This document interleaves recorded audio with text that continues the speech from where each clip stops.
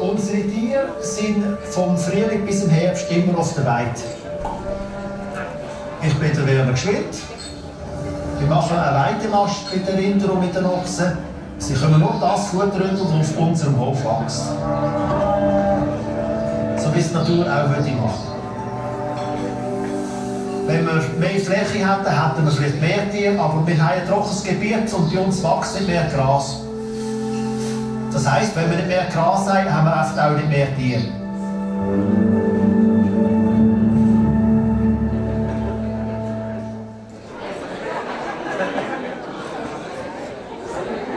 Komm, hey, da durch! Bauernhof und Gschwind, das ist hinten!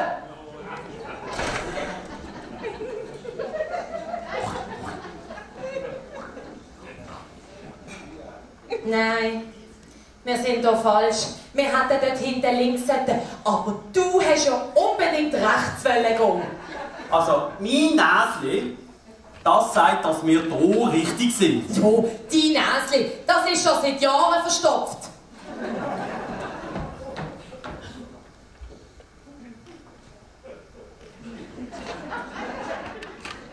Tatsächlich. Schau mal an die hässlichen Leute in diesem Saal. Ja, nein. Jetzt haben wir den Dreck. Wir sind Starville. Mensch! Ja, schau mal. Ah ja, tatsächlich, hast du recht. Jo, von Ettigen gehen ja auch immer mehr auf Darwil. Weißt du, die vom Blumenladen immer grün. Die hat den Laden jetzt auch Darwil aufgemacht. Ja, der hat sicher auf der Gemeinde zu viel Grüne gehabt. Dann hat sie gedacht, wenn sie auch weg ist, das merkt keiner. Ja, genau. Hey, los jetzt. Jetzt müssen wir aber ab und zu den Bauernhof vom Gschwind suchen, bevor es dunkelt, hä? Ja, aber jetzt gehen wir hier durch. Hier hat es wenigstens Licht. Okay.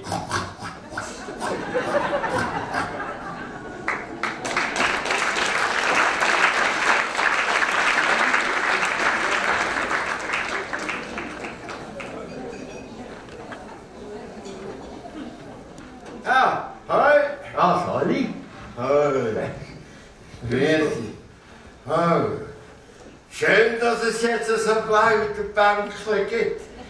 Stifter von Thomas Stöckli und von Benno Graber. Sicher der Gemeinderat Graber auf die Idee gekommen. So. Ja, weil sie im Gemeinderat auch noch mal dumm plaudern.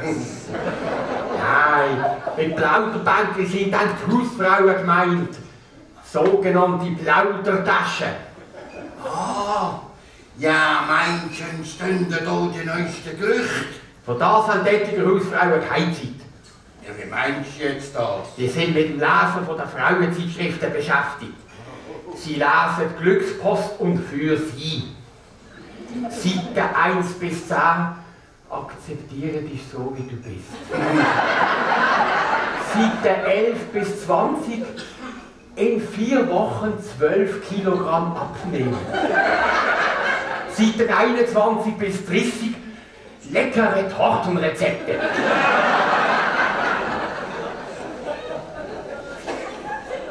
Und was machst du eigentlich? Nicht. Gar nicht. Gar nicht. Wieso? Keine Zeit. Also zu faul?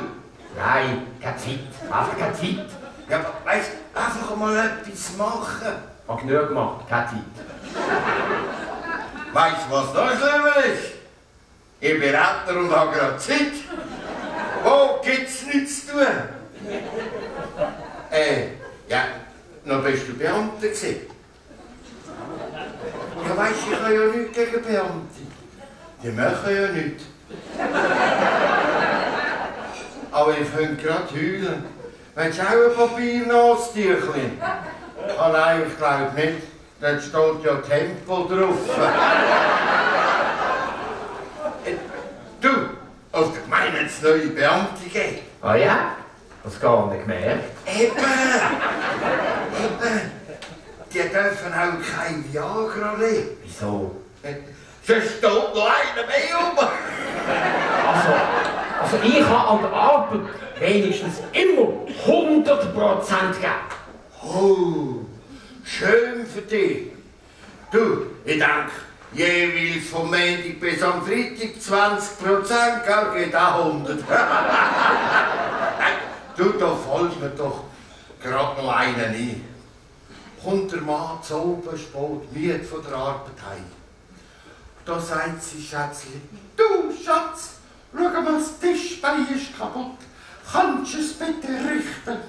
Sagt er, bin ich etwa der Schreini? Am nächsten Abend, als sie heimkommt, sagt sie, du Schätzchen, schau, die Glühbirne im Gang ist kaputt. Kannst du mir sie bitte auswechseln? Sagt er, bin ich etwa der Kolb, ja genau, der Kolb. Danke. Und am nächsten Abend, als sie heimkommt, sagt sie, du Schätzchen, schau jetzt runter, die Heizung, kannst du es bitte abdichten? Dann sagt er, bin ich etwa der Jean-Marc Bär. Hey, am anderen Abend, als sie heimkommt, ist alles repariert gewesen. Sagt er zu seiner Frau, du, was ist passiert, dass alles geflickt ist? Dann sagt sie, ich habe den Nachbarn gefragt und er hat mir alles repariert. Ja, und was hat er dafür wollen? Er hat gesagt, entweder backe ich immer Kuchen oder wir gehen zusammen ins Bett. Ah, dann hast du mal einen Kuchen gebacken, gell? Dann sagt sie, bin ich etwa der Jäger?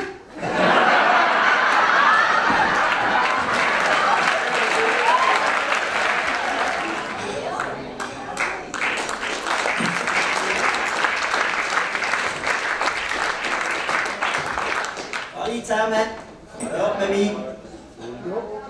Ich war bei einem Horner zu spät gekommen, weil das Navi hat mir gesagt, ich müsse Herwil grossräumig umfahren. Sind ihr bereit für den ersten Vers? Ja. Dann muss ich.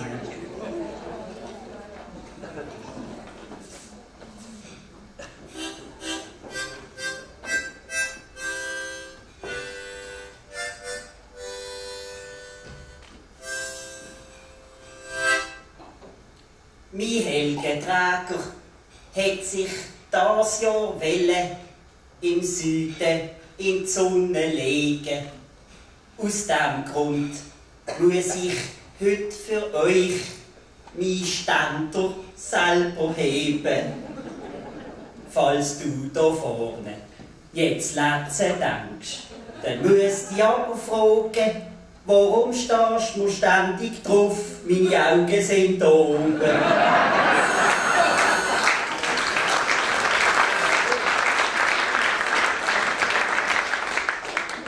Schauen.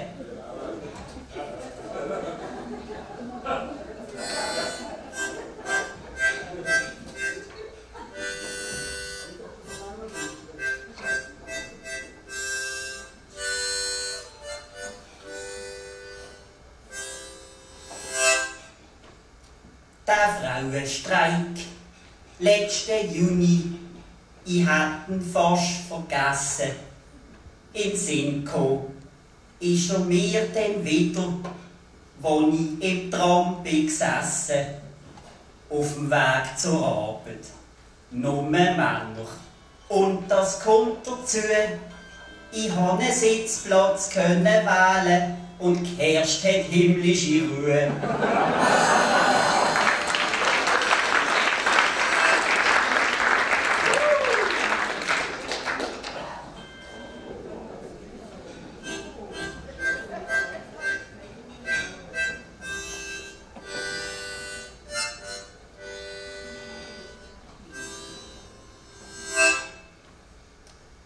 In Australien habe ich einen Koala-Bär aus dem Busch geborgen.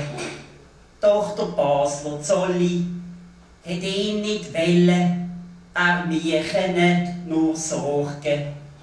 Der schlafe 20 Stunden am Tag, ist faul und völlig drauf. Jetzt habe ich ihn im Gemeindehaus untergebracht, dort fällt er nicht groß auf.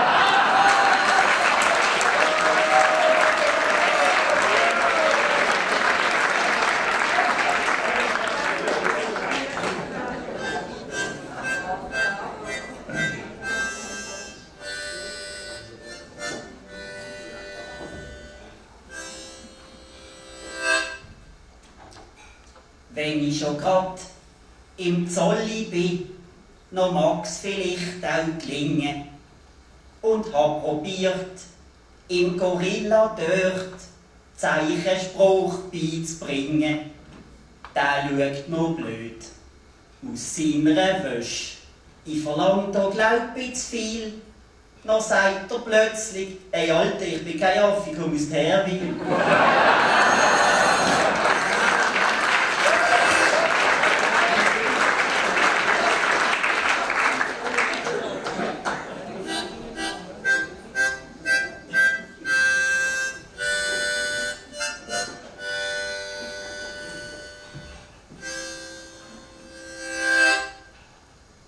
Der Huber bietet im Chemiefäger im Tram seinen Sitzplatz an.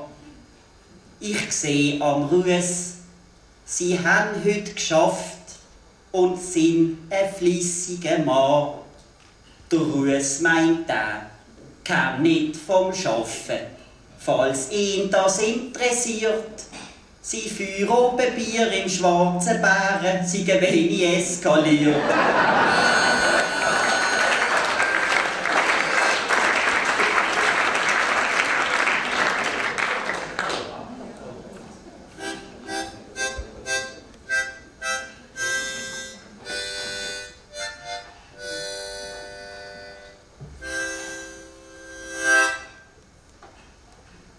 Der Omlin wirft zum Widmer aus, der jongliert kurz mit dem Ball. Ein Zuckerpässli auf ein Chaka nach einem Energieanfall. Der lanciert der Ademi perfekt. Die Gegner schauen wie die Affen. Er druckt grad ab, da schellt der Wecker und die B arbeiten.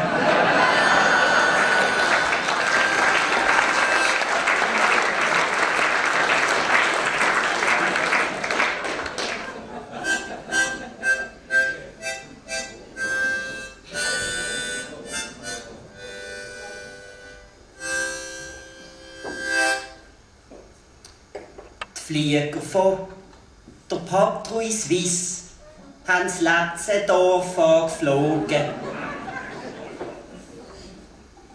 Scheint's hätte dann auch noch grad in ein böses Luftloch gezogen. So Turbulenzen. Z'Mümmliswil sind normal am Himmelszelt. Logisch hat das dort ein Loch, das ist der Arsch von der Welt.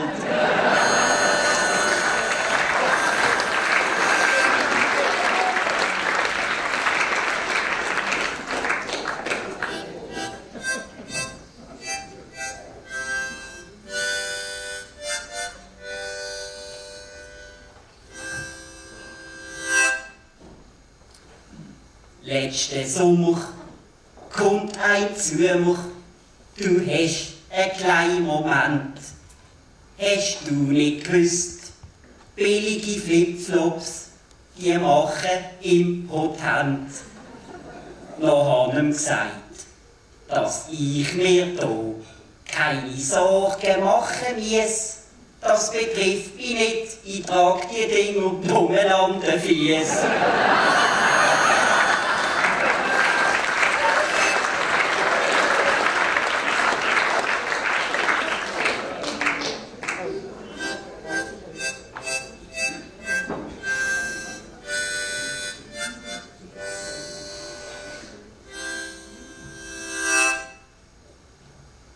Mein Kollege aus China, der Luong Bling Bing, der liegt seit gestern im Spital. Es geht ihm aber schon wieder gut, sagt mir so ein weisser Kittel, wo ich den Luong besuche, am Krankenbett. Noch hat er mir verrätscht, wo er den Maurer gehört hat, Englisch reden, hat's ihn vor Lachen fast vertätscht.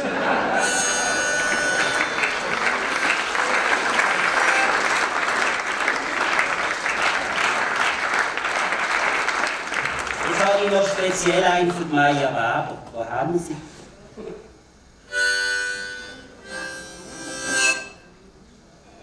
Der Meier habe ich zu ihrer Politik gratuliert, und zwar ganz nett.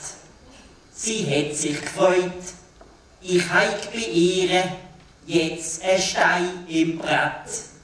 Die Redensart, die passt noch gut. Warum sag ich euch geschwind, willst du einen Stein ins Brett tun? Sie hat's grad vor dem Kind.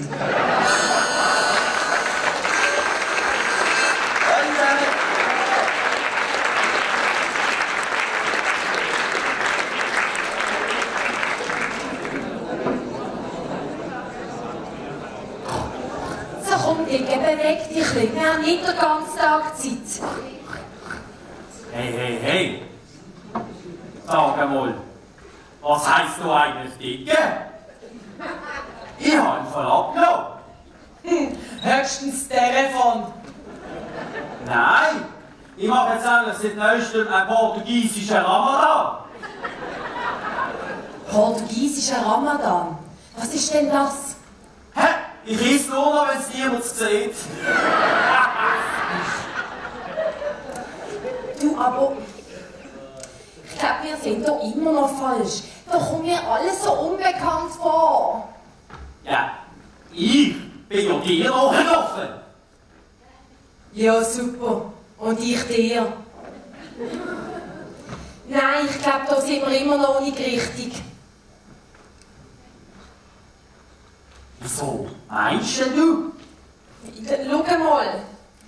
Dort vorne hat es eine Metzgerei, wo noch kein Elektrogeschäft ist. Dort ist ein Lädeli, wo noch nicht Konkurs gegangen ist. Und da vorne, da steht ein Schuttiplatz mit Klobhäuschen.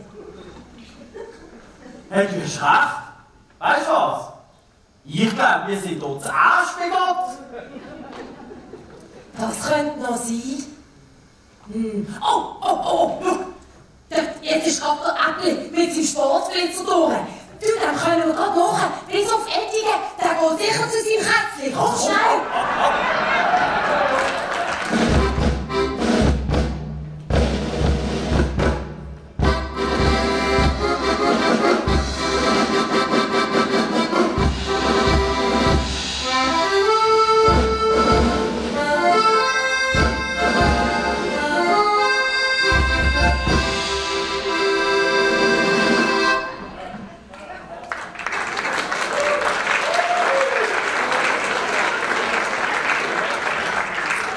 so wunderschöne Lieder, Operetten, die ins Zeitgeschehen passen.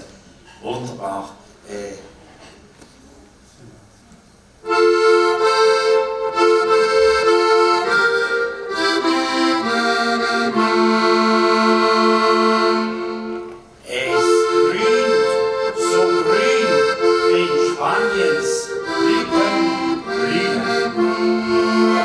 Du musst also ein bisschen knackiger singen. Noch knackiger, ja. Singen. Es grünt, so grün, wenn Spaniens Blüten blühen. Es grünt, so grün, wenn Spaniens Blüten blühen. Ja, das ist nichts. Das ist nichts, das muss zeitgemäß sein. Die haben es also. Es grünt, so grün, wenn die grünen Grüner blühen. Es grünt, so grün, wenn die roten rot erblühen. Es grünt, so grün, wenn die Grünen den blauen Stimmen grauen. Und der SVPler ein paar mehr. Ja, grün ist. Anfang so voll noch wie die SVP. Ja, es gibt anfangen einen Haufen grüne Bauern. Darum muss es volksdümmlicher sein.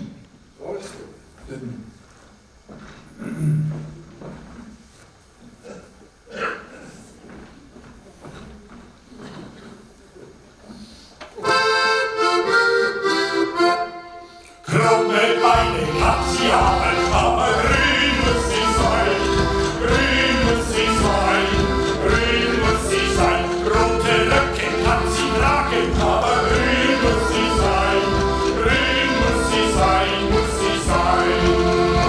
Einen Diesel kann sie fahren, aber grün muss sie sein. Grün muss sie sein, grün muss sie sein. Blonde Haare kann sie werben, aber grün muss sie sein. Grün muss sie sein, muss sie sein. Ja, das ist überhaupt nicht lustig. Nein, es muss mehr Biss haben. Es muss mehr machen. Man muss stechen. Stacheln?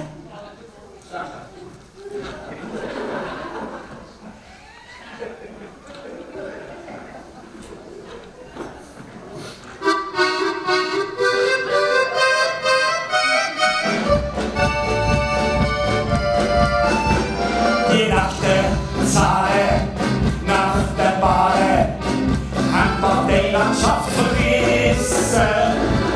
Die Türke rote und die blaue und deshalb Pedro leicht verschießen. Der kleine Hirne Kaktus, der sticht in seine Rot. Holleri, holleri, hollero. Es ist die Biene Maya, bis gar nicht anders geht. Holleri, holleri, hollero. Sie als Regierung, das ist nur da und schick. Wir wissen als 4 Jahre, da bewegt sich Politik. Ein kleiner grüner Kaktus, der sticht in Schattenrot. Holleri, holleri, hollero. Der Erik, der ist stutz, schiebt eine hohle Nuss. Dann jeder geht wieder hoch. Sie lachen drunter, von oben bis unten. Jeder wird vom Kaktus gestochen. Ein kleiner grüner Kaktus, der sticht in Schattenrot. Holleri, holleri, hollero. Es ist die Biene Maya, bis gar nicht anders geht. Holleri, holleri, hollero. Sind als Regierung, das ist modern und schick. Wir wissen als 4 Jahre, da bewegt sich Politik. Ein kleiner grüner Kaktus, das sticht im Sandelot. Holleri, holleri, hollero. Präsidentin, sie ist keine Studentin, will im Bundesrat statt ein Finanzli.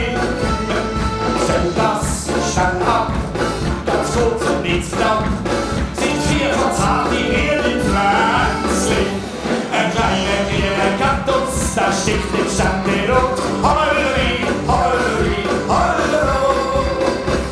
Es ist die Biene Meier, wenn's gar nicht anders geht. Holleri, holleri, hollero.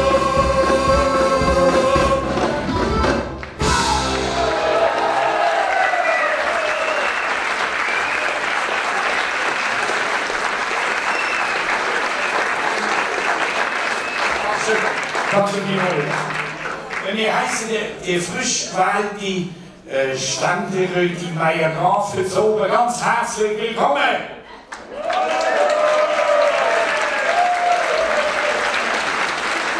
Schön, dass Sie damit die Wege gefunden haben und als Bürgerzeitlich gekommen sind. Ihr Mann ist natürlich auch willkommen. Solange Sie nicht, dass der wieder so kennen wird. Unser Schlagzeuger hat Ihnen aber ein ganz rundschönes Geschenk gemacht. Selber bastelt, einen grünen Kaktus mit einer Blüte.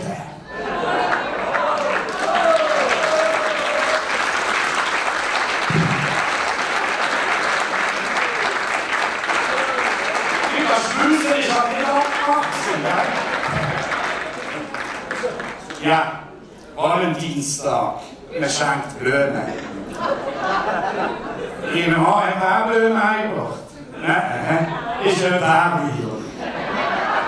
Aber unser kleines Männchen hat daran gedacht.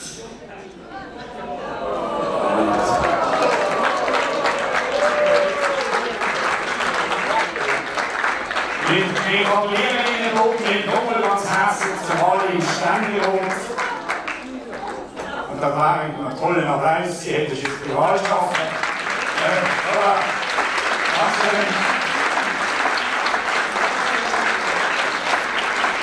Wir sind bundesweit so zu hergeholt, habe ich keine Ahnung. Also im Nationalrat weiss ich einfach, da gibt es einen FC-Nationalrat, die spielen Fußball. Was der Ständerat macht, weiss ich auch nicht. Aber vielleicht haben die ja eine Frauenchöre. Und wenn sie gerne singen und in 4 Jahren wieder gewählt werden, dann müssen sie unbedingt den Frauenchor fertig kommen. Die heißen nämlich «Vergiss mich nicht». Dankeschön.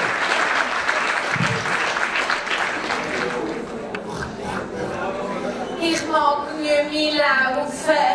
Können wir mal ein Päuschen machen? Hey, ich weiss voll. Da unten, im Keller, hat es ein Bar. Und da könnten wir einen schnappen, ja? Das ist eine super Idee. Du, sag mal, was läufst du eigentlich mit dem Kessel rum? Also, seit Jahren laufen wir wie die letzten Säue. Also, du vielleicht, ich fühle mich wohl. Und wir leben ja zusammengepfercht auf engstem Raum. Und dann habe ich gedacht, dass du dann mal von daheim ausziehen mit deinen 40 Jahren. nein, bist nicht ganz dicht, sicher nicht. Ich habe gedacht, wir machen ein Buchlädchen. Wir sammeln Spenden für einen neuen Stall. Oh ja, und wenn jeder einen Tausker gibt, dann liegt er sogar noch 1 Woche Erholungsferien drin. Mit Sauna. Weiss wie. Also, ab in Pause und vergessen nicht, kräftig spenden.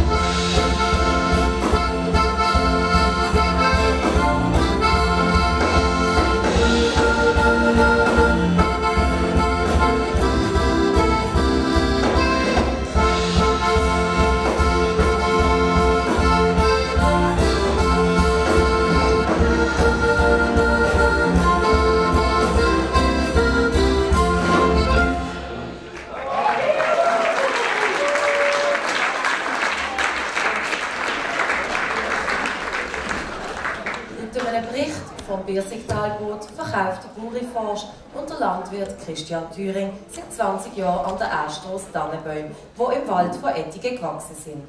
Und nicht etwa aus Dänemark oder Darwin oder Übersee stammen. Wir von der Guckerzeitler-Redaktion haben uns Zeit genommen und zugeschaut, wie der Verkauf so verstanden wird.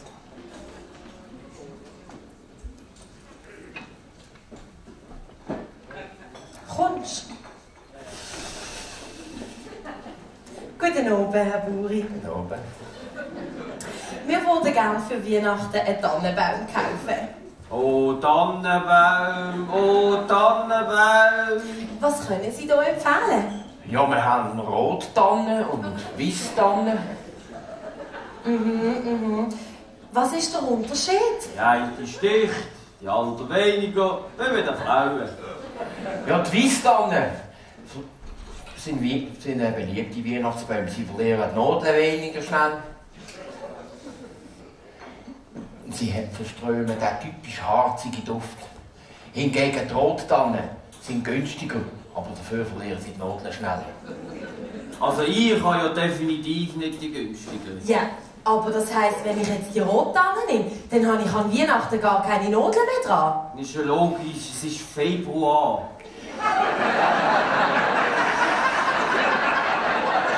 Ein Weihnachtsbaum kauft man im Dezember. Welche sticht? Das fragt ja gerade direkt. Die Nadeln von der Rottanne. Man sagt ja, Fichte sticht, Tanne nicht. Ja, der grosse hier. Was kostet der? Wie heissen sie? Thüring! Lehenzweig. Der dritte von unten links. Also was hat das mit dem Preis zu tun? Die kostet 120 Franken. Und für Einheimische? Der Preis ist für alle gleich, ob arm oder reich. Ja, die Tannen sind bio. Ungespritzt und aus Ettigen. Ja, hat ich noch nicht alles verbaut da? Gibt es überhaupt noch Wald? Keine Angst, es hat noch Wald. Wir haben einen Bestand von 10'000 Bäumen. Oh, das ist... Das heisst, pro Einwohnerbesättigung kriegt jeder 2 Bäume. Schatz, komm mal messen, wie hoch ist der Baum hier? Na komm, gib mir den Meter doch das selber. Du kommst gar nicht rauf. Dann lüpf mich rauf. Denken Sie an die Spitze? Ja, Spitze ist es schon lange nicht. Die Spitze muss man einberechnen. Sie meinen Spitzli? Jeder Zentimeter zählt. Da ist aber noch Menge Luft nach oben. Sie, bei diesem Preis von 120 Franken, da sind die Schöckeli aber schon dran. Macht's nicht. Ich weiss genug. Ich habe lieber schöne Kugeln. Mozart-Kugeln.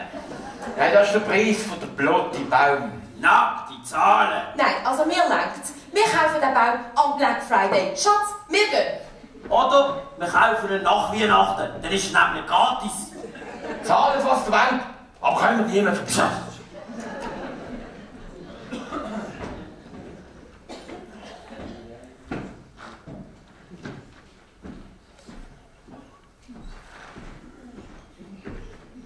Grüß euch. Grüezi.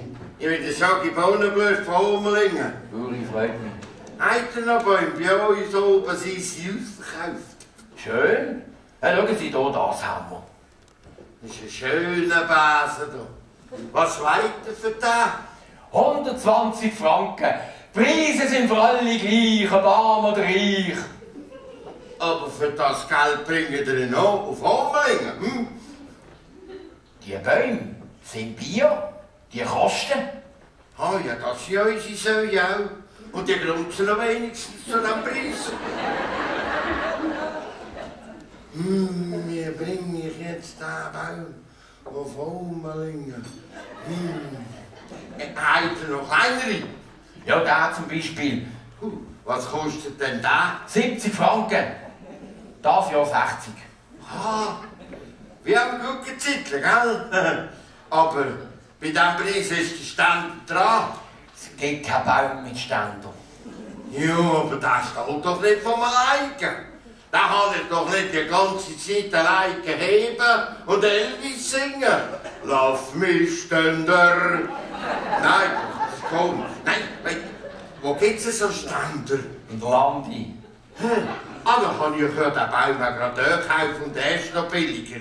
Ja, aber ich hab da noch einen Prototyp vom Ständer. Der ist noch original verpackt. Ah ja? Ja, dann packen den doch mal aus. Ja, es hat auch noch eine Gebrauchsanweisung drin. Aha. Ja, dann lesen die vor und ich baue ihn zusammen. Gebrauchsanweisung, Christbaumständer stellen mich auf. Herzlichen Glückwunsch, wir gratulieren Ihnen zu Ihrem hochwertigen Christbaumständer stellen mich auf und bedanken uns für Ihr Vertrauen.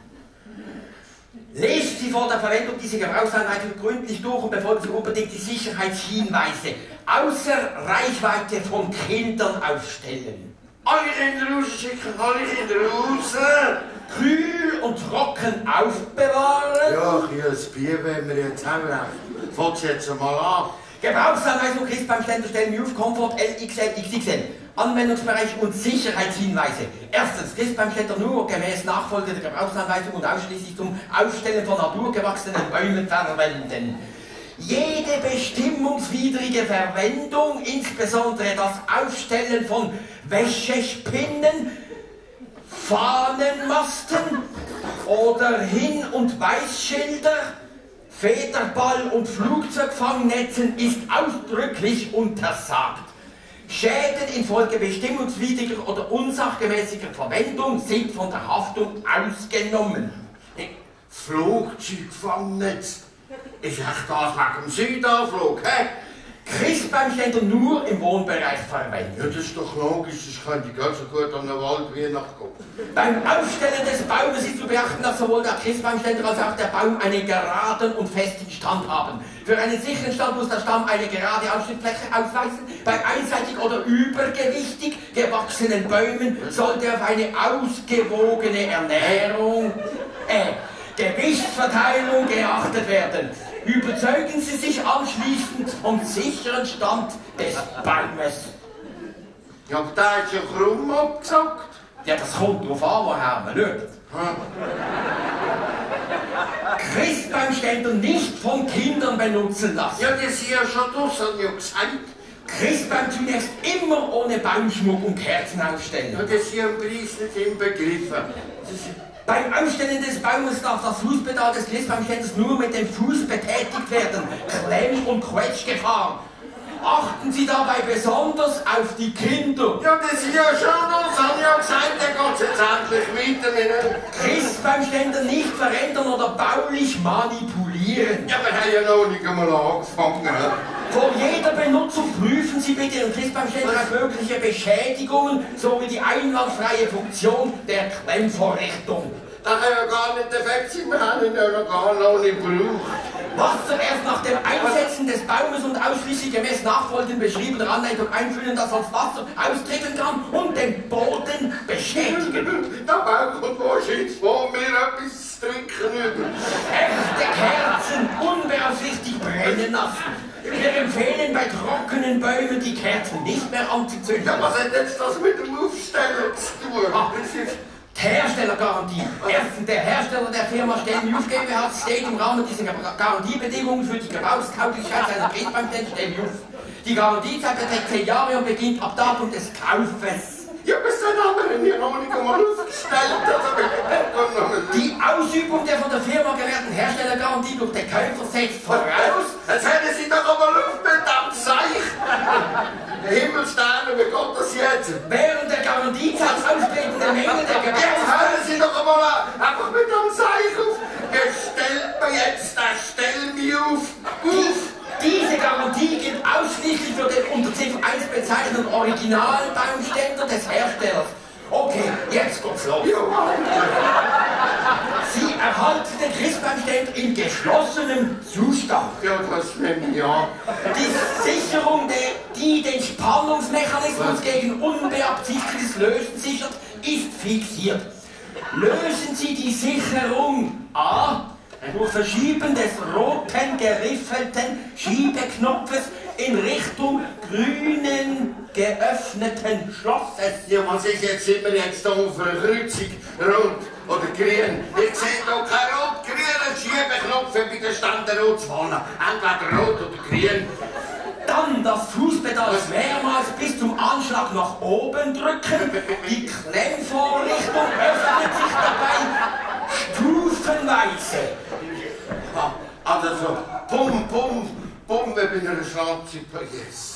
Achtung, bitte beim Kauf Ihres Baums beachten, den Baum nicht anspitzen, im Bereich der Justierklauen sollten sämtliche Äste am Stamm entfernt sein. Wir schneiden doch sicher nicht alle Äste ab. Den Christbaum circa mittig in den Christbaumständer auf den Dornen stellen. Wissen Sie was? Hebt dort den Ständer und ich drücke den Baum rein. Ja, noch kann ich noch nicht lesen. Dann machen wir es halt umgekehrt. Jetzt das Fußpedal mehrmals nach unten treten, bis der Baum ohne Hilfe und ohne zu kippen stehen bleibt, sich jedoch noch in der Klemmvorrichtung ausrichten lässt. Ist wahr? Er hat geklemmt.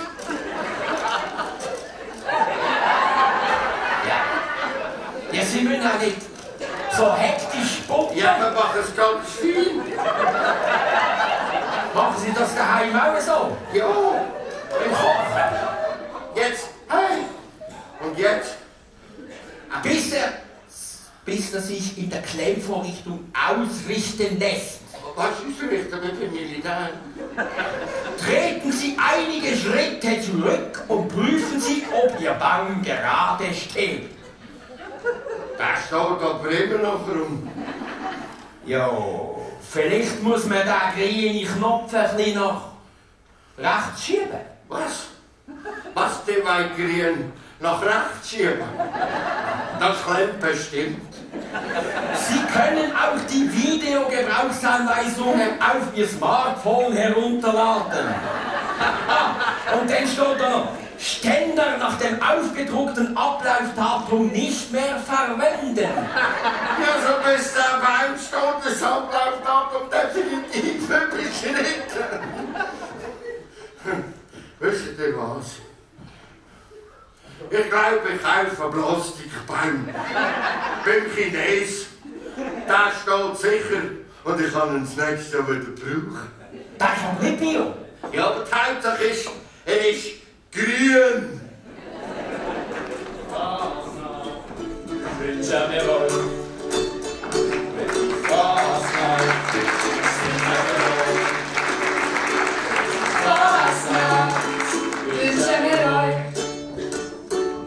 Guten Abend zusammen, wir sind Kasperdolen. Jetzt am Anfang haben wir gerade eine Bank hier, spezielle. Es ist Premiere heute, es ist für den weltbesten Metzger, der per Zufall auch gerade drinnen ist. Aber wir nennen keine Namen. Jetzt war, ein 4. Ein 5. Ein 6.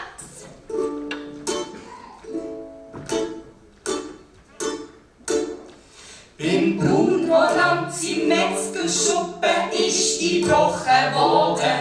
Doch gefehlt hat noch das Geld, weil das Fleisch ist verdorben.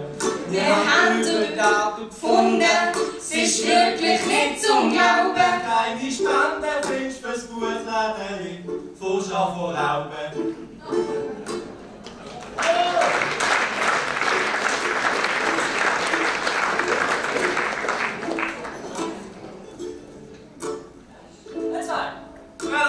Ein 5.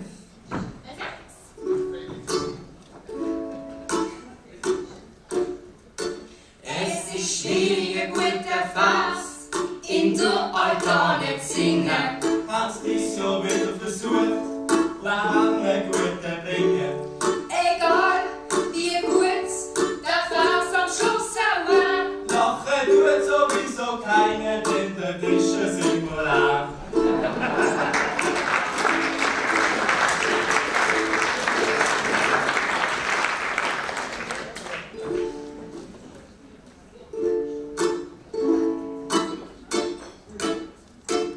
Zwei Lehrer und so Hochlagerli übernahm.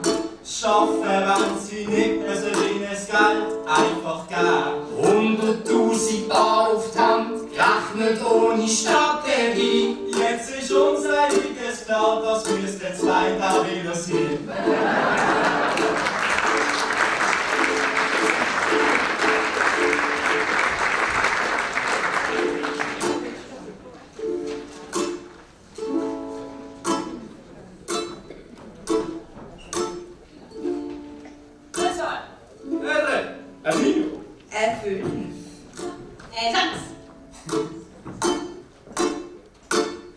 Der Ching Chong Tempo brav in die Schule jeden Morgen.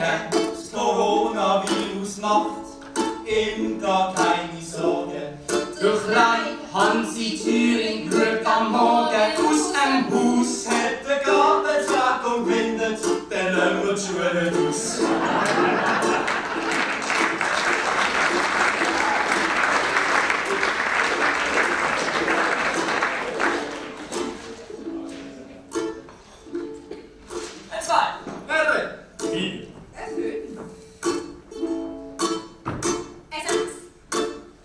Der neue Verkaufschef, Hollinger ist sein Name. Sie stellen von einem David und macht nicht grad Reklame. Doch für das kannst du ein 99er halt noch benutzen. Zum Sättigen alle Strassen sauber zu putzen.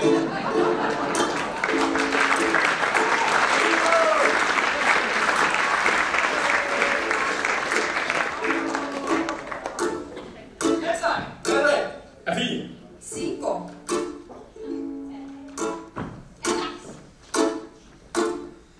Seit dem Umbau in der Turnhalle ist die Halle flott und nass.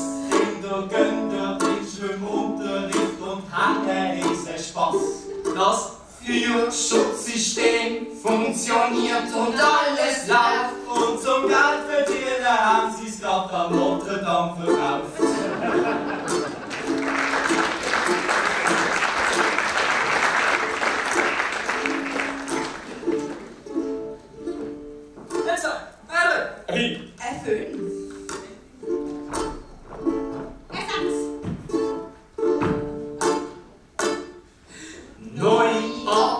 Neue Gemeinderäte und noch eine neue Verwaltung. Auch im Werkhof neue Gesichter, vor allem hat sie Alter. Doch eine steht seit Jahren immer noch auf der Straße. Unsere Dorfpolizisten Linder werden wir, glaub ich, nie mehr los.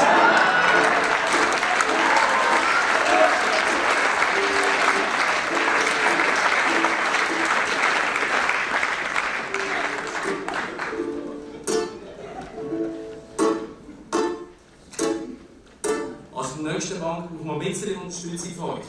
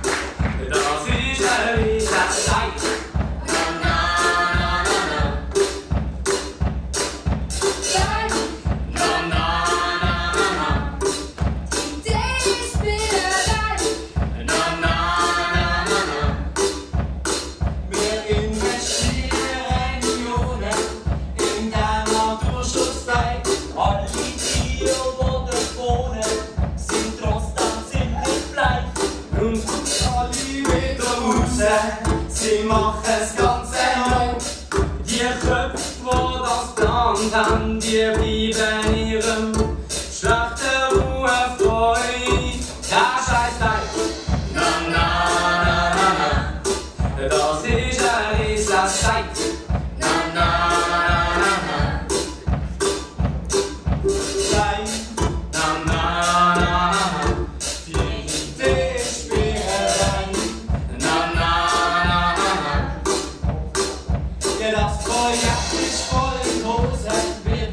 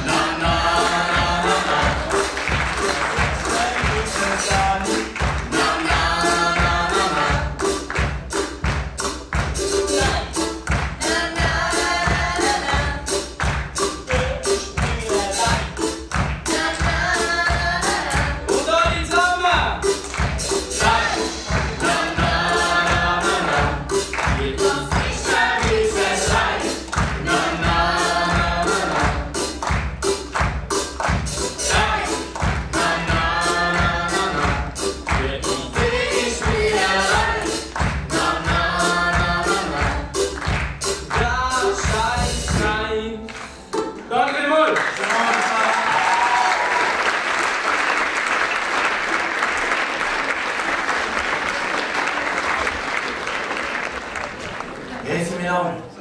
Sie wissen ja, wer ich bin. Mein Name ist Gutzwiller von der Fürstensteinstrasse. Aber ursprünglich von Darwin her. Sie, jetzt haben die schon wieder neue Leute auf der Meinung, man kennt gar nichts mehr. Das ist unglaublich. Ja, die meinen dann, neue Bässe wischen besser. Aber zuerst müssen wir den Bässe finden. Aber seit dem Telefonautomat, wo niemand dran geht, wollte ich sowieso nichts mehr wissen. Überhaupt nichts mehr. Aber das ist noch nicht alles. Jetzt ist wieder so ein junges Tüpfchen angegangen und behauptet, meine Generation sei an Klimawandel schuld. Das habe ich aber nicht auf dem Sitzer erkannt. Was glaubt denn die? Gut, wenn eine keine grosse Leuchte ist, dann hat sie wenigstens Strom gespart. Die Jungen meinen, sie wissen alles besser. Wir Alten sind am Klimawandel schuld. Das geht's doch nicht. Mama früher hat noch Zocken und Strumpfhosen selber gestopft. Am Pullover. Längere Bündel angestrickt. Die Hosen sind mit farbigen Börden verlängert worden. Zum Einkaufen und in die Schule haben wir kilometerweise zu Fuß müssen laufen. Was man eingekauft hat, hat man in einem Netzchen heimgetragen. Kleider, die man nicht mehr brauchen konnte, haben wir den jüngeren Geschwistern gegeben, austragen. Oder man hat Knöpfe und Reissverschlüsse abgetrennt und nochmal gebraucht und den Rest zum Fliegen oder als Putzlumpen genommen. Geschenkpapier und Bändchen hat man sorgfältig aufgemacht und wieder verwendet. Wir haben Altpapier gesammelt in der Schule und leere Flaschen und Gläser haben wir wieder verwendet und für eigene Säfte und für Eingemachtes und für Konfitüre gebraucht. An den freien Tagen haben wir den Herdöpflern helfen und die Mädchen in der Klammerfabrik. Ja, es gibt noch viel, was ich erzählen könnte, was früher nachhaltig sind.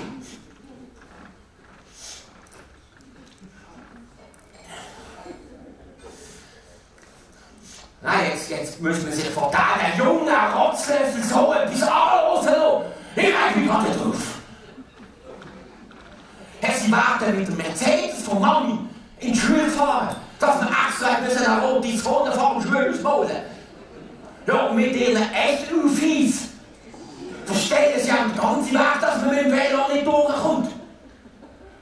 Ja gut, ich fahre ja nicht Velo. Ja, aber trotzdem, sie versperren den Weg beim Anhalten und plötzlich säckeln alles kleine Geräte raus. Das muss man sich aber vorstellen.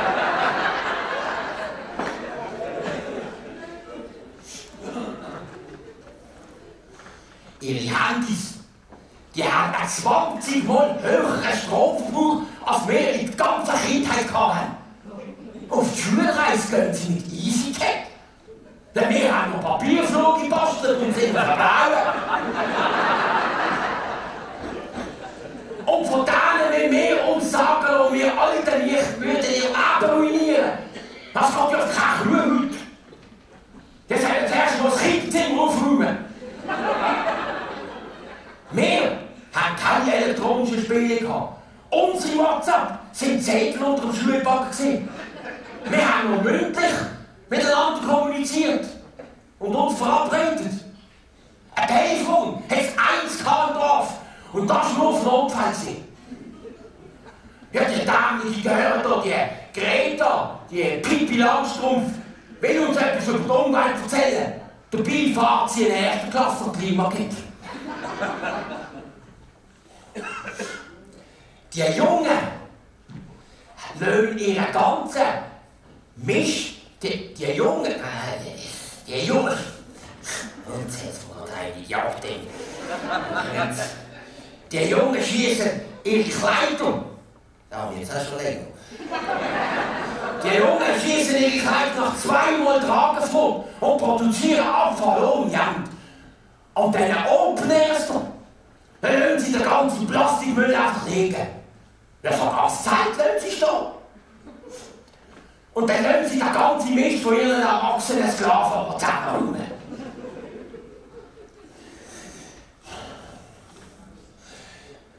Früher haben wir auch noch einen festen Bach und eingenommen. Aber Cola saufen, das kann ich nicht kennen. Hätte jemand so Matzen, wenn die einmal so nachhaltig gelebt hätten wie wir, dann können sie schon die Schule schwätzen und streiken. Aber ich weiss schon die Gedanken. Denken ist Arbeit, Arbeit ist Energie und Energie muss man sparen.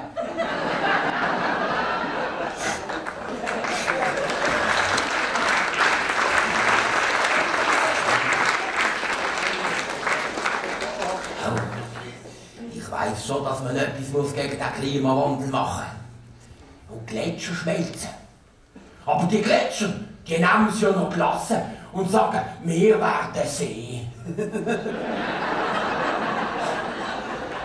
Früher am Tisch hat es geheißen, isst der Teller aus, dann scheint die Sonne. Ja, und was haben wir jetzt davon? Dicke Kinder und Erderwärmung.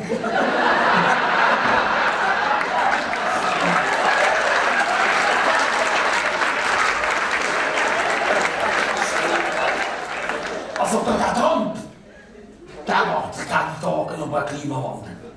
Wenn es ein Gegenmittel braucht, beruhigt er, dann können sie die Temperatur rasant absenken. Sie müssen nur von Fahrenheit auf Celsius wechseln. Ja, es würde mich schon wundern, wie lange eine Cola in der Hitze bestehen kann, bevor es Cola brennt. Also mein Doktor.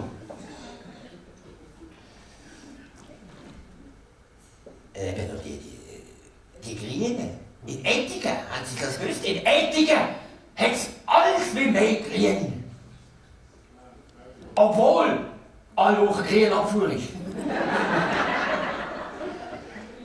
Eben mein Doktor. Also ich bin jetzt in einer Gemeinschaftspraxis Bürgin und Thomas. Ja, die lügen zu eng. Bis zum Lebensende. Also ich habe meinen Doktor gefragt, ja, nach einer gründlichen Untersuchung, was ich so machen muss für meine Gesundheit, auf was ich muss schauen. Dann hat er gesagt, Herr Gottswiller, lassen Sie mich das so sagen. Sie müssen sich über die zunehmende Kriminalität, über die Umweltverschmutzung und über den Klimawandel keine Sorgen mehr machen. Ja, wieso rege ich mich denn auf?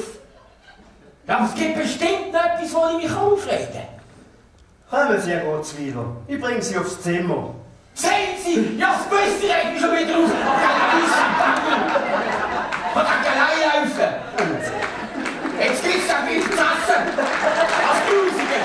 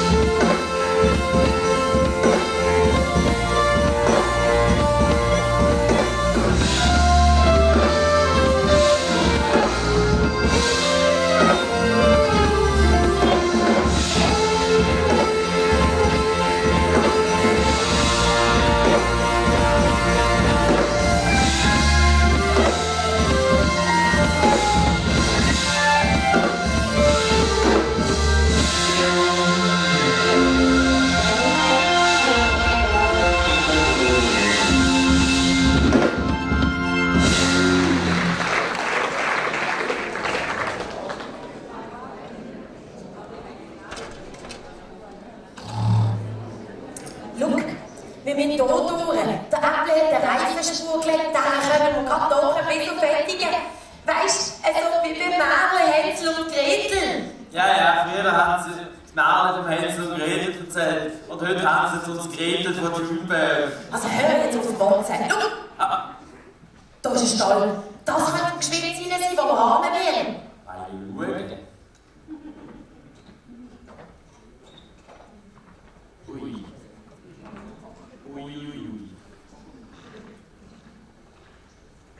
Da innen ist es aber mächtig dunkel, hä? Und stinken durchs Gewissen. Und das sieht ja auch so leer aus da. Und brennt hat es da. Und außerdem habe ich das Gefühl, es ist ein viel zu klein für einen Stall von uns. Das sind ja wieder falsch. Also ich sag dir, da hat unsere Casanova-Feuerwehrmann aus Ettigen, der Chris Humphries, seine Finger ins Spiel gehabt.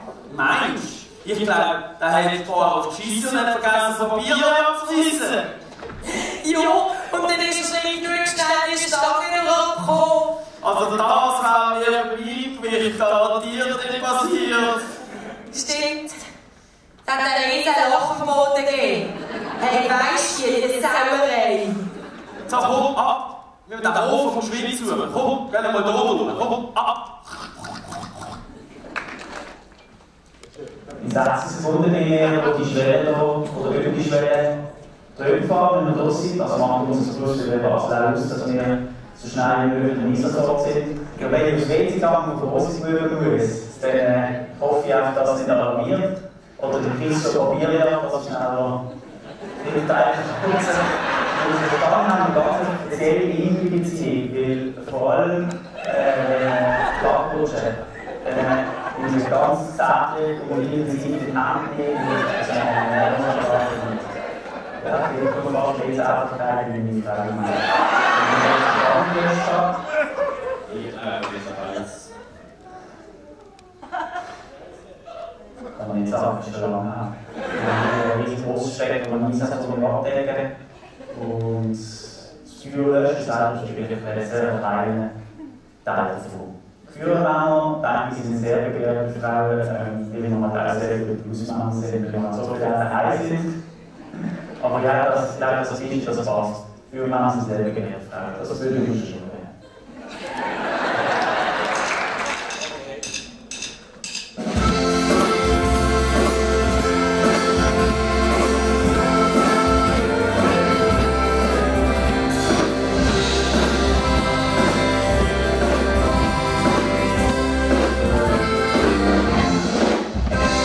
Der Humphrey geht an die Stange und macht grad den Spagat. Lässt sich aber schwingen und schon ist er parat. Jetzt packt er noch den Helm und schwingt sich auf den Sitz. Das gefällt scheint's alle Frauen. Und der Puls, da steigt der Witz. Dann ich jetzt! Feuerwehrmann, wo das Feuer löschen kann. Feuerwehrmann, ja, die möchte ich sein. Das Feuer, das ist gelöscht und der Durst, der ist enorm. Kätzli warten fleissig, sie stehen auf die Uniform. Jetzt zwickt er mit den Augen und setzt ein Lächeln auf. Der Humphrey weiss genau, da stehen halt Frauen drauf. Und alle Feuerwehrmann, wo das Feuer löschen kann. Feuerwehrmann, ja, die möchte ich sein. Ja! Feuerwehrmann, wo das Feuer löschen kann. Feuerwehrmann, ja, die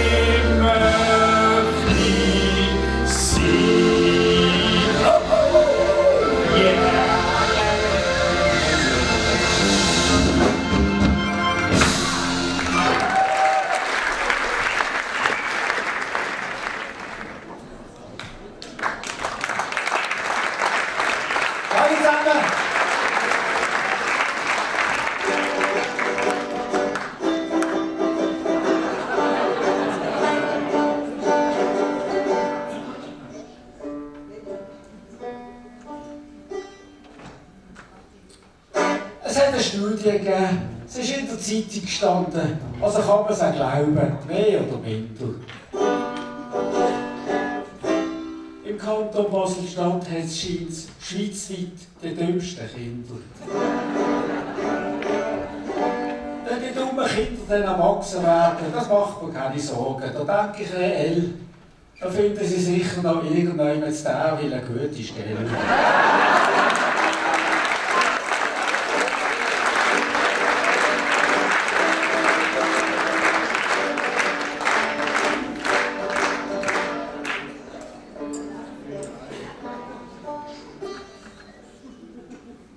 An diesem Frauenstreiktag, da habe ich unten durch müssen. Das kann ich euch sagen.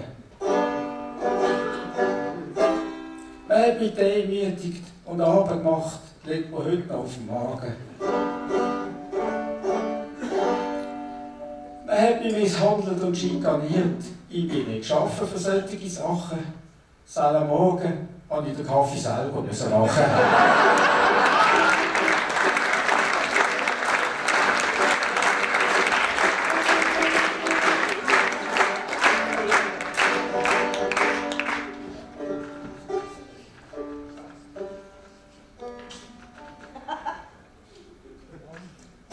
Der Prinz Harry und seine Meghan, die wollen vom englischen Hof weg. Die alte royale Tradition kümmern die zwei fürchten weg. Scheins hat der Charles vor Jahren den gleichen Schritt auch schon bogen. Dann hat aber Queen seine Löffel auf die heutige Länge gezogen.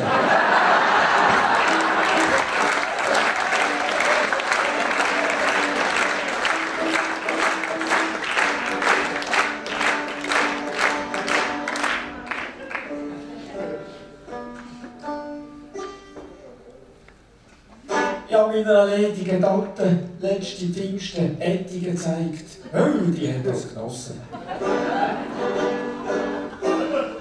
Da haben junge Männer als Buchenlaubsträuch junge Mädchen im Brunnen geschossen. Da ist meine Tante auch reingekumpelt und hat gejubelt. Ein Jungbrunnen, es ist mein Glückstag heute. Seitdem habe ich nichts mehr von mir gehört. Aber gestern ein Erbschaftsantrag.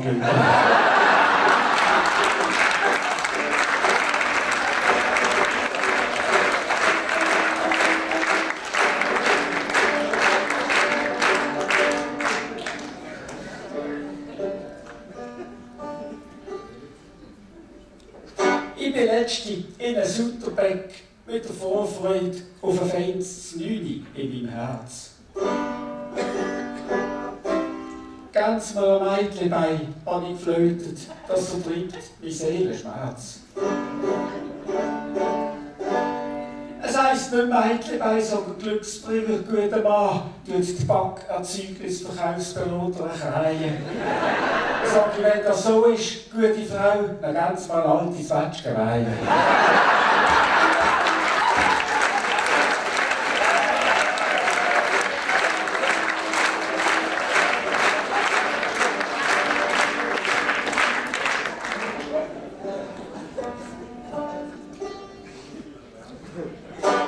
Hallo Zentrale, es ist wunderbar Wetter, wir haben Sonne pur.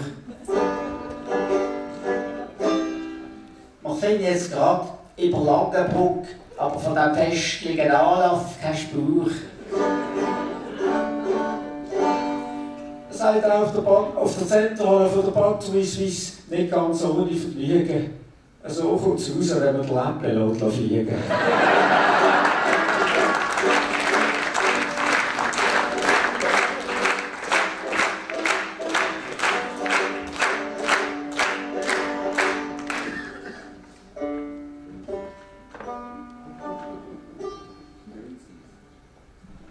Liebe Frau Hausler, liebe Sibyl, du bist eine Gemeindepräsidentin mit Griff.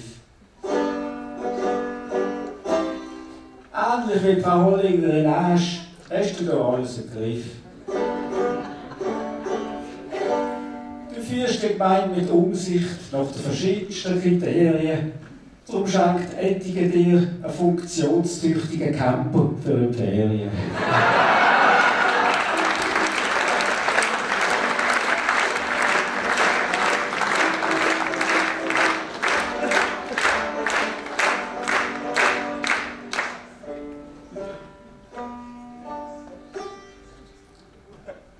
Heutzutage ist es nicht mehr genial, es ist normal. Man geht digital und viral. Es ist fatal, man gibt sich mental global, aber lokal frisst man nur total halal. Man denkt nicht banal, nein, monumental, diagonal oder diametral wäre auch optimal. Darum sage ich radikal und brutal nicht. Leck mir doch an, sondern du kannst mir anal.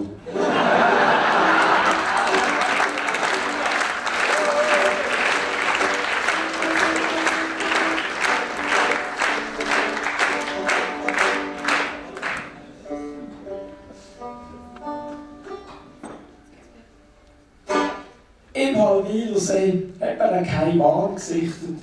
Letzten Sommer, Medienwelt hat bettet. Scheint es Leute gegeben, die hätten zuerst den Hund ins Wasser gelassen, um zu schauen, ob es verhält. Es ist schon unglaublich, wie andere denken können, wie das bei denen da oben tickt. Also ich habe nicht den Hund, ich habe die Schwiegermutter reingeschickt.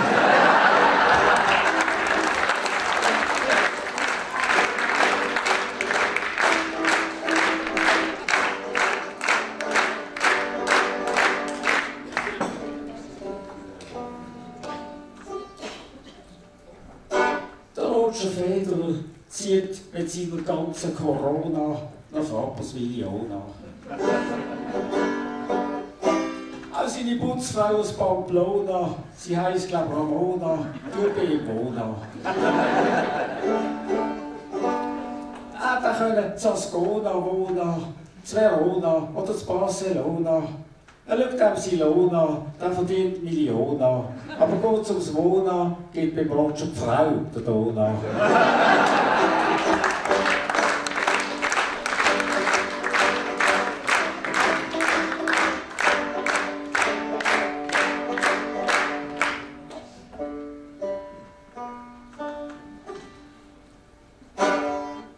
Die Brennstäbe von einem AKW brauchen zum Abkalten scheint's 2 Jahre. Aber dann sind wir geputzt und gestrahlt, dann bestehe ich keine Gefahr. Also ich finde das ja wenig lang. Und das zeigt mir auch, ich werde alt. Wenn meine Frau sagt, mein Brennstab sei schon nach 2 Minuten kalt.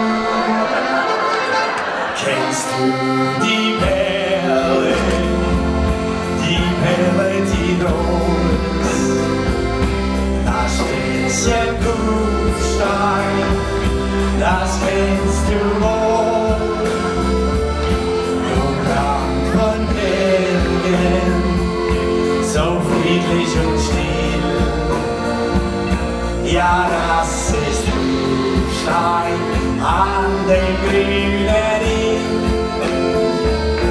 Ja, das ist Stein an den grünen Ring. Und alle!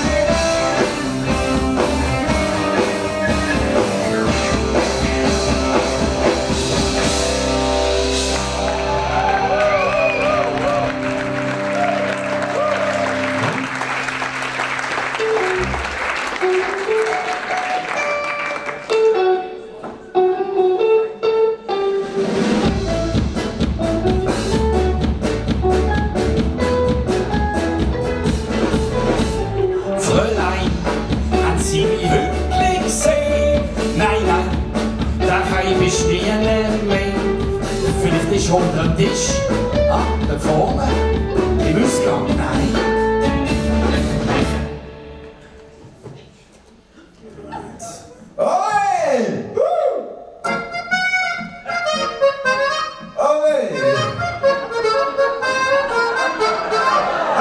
Die Sonne scheint bei Tag und Nacht. Viva España. Der Himmel weiß, wie sie das macht. Viva España. Die Die Gläser, die sind voller Wein. Viva España! Und jeder ist ein Matador. España, por favor. Ja, nach Spanien fahren viele Europäer, nur wegen Sonne und Wasser und Wein. Der eine später, doch der andere umso eher. Richtung Spanien, dann packt die Koffer ein. Den Regenmantel lassen wir zu Haus. In Spanien sieht es nicht nach Regen aus. Die Sonne scheint bei Tag und Nacht. Viva España! Der Himmel weiß, wie sie das macht. Viva España! Die Gläser, die sind voller Wein. Viva España! Und jeder ist ein Matador. España, por favor. Und jetzt alle! La la la la la la la. Viva España! La la la la la. Viva España! La la la la la. Viva España! Jeder ist ein Matador. España, por favor. Dankeschön. Heino heißt Sie recht herzlich willkommen hier in Oettingen an der Karnevalsveranstaltung Guggerzüttel. Ja, Dankeschön. Ja, ich bin jetzt daran, ein neues Album aufzunehmen. Mit einem Duett mit meiner Hannelore. Ja, wir sind aber noch in den Anfängen. Aber ich habe mich ein bisschen informiert, wie das so hier zu und her geht auf dem Ländle. So, ihr singt gerne volkstümliche Lieder. Das ist ja auch meine Stärke. Darum habe ich mich ein bisschen umgeschaut und ich habe mir da ein Lied ausgesucht. Das Bauernbüble. Kennen Sie das sicher alle? Herr Kapellmeister, bitte geben Sie mal den Ton an. Ein Bauernbüble mag nicht, das sieht man mir wohl an. Ein Bauernbüble mag ich nicht, das sieht man mir wohl an. Jetzt alle! Mal offen, mal Abend, mal links, mal rechts, mal offen, mal Abend, mal links, mal rechts, mal offen, mal Abend, mal links, mal rechts, mal offen, mal Abend. Aber jetzt alle! Mal offen, mal Abend, mal links, mal rechts, mal offen, mal Abend, mal links, mal rechts, mal offen, mal Abend, mal links, mal rechts, mal offen, mal Abend, mal links, mal rechts. Ja, war gar nicht so schlecht, aber nicht ganz so wie bei uns in Deutschland. Aber das kriegen wir irgendwie noch hin, ja. Herr Kapellmeister, spielen Sie doch mal was Schönes. Ganz schön.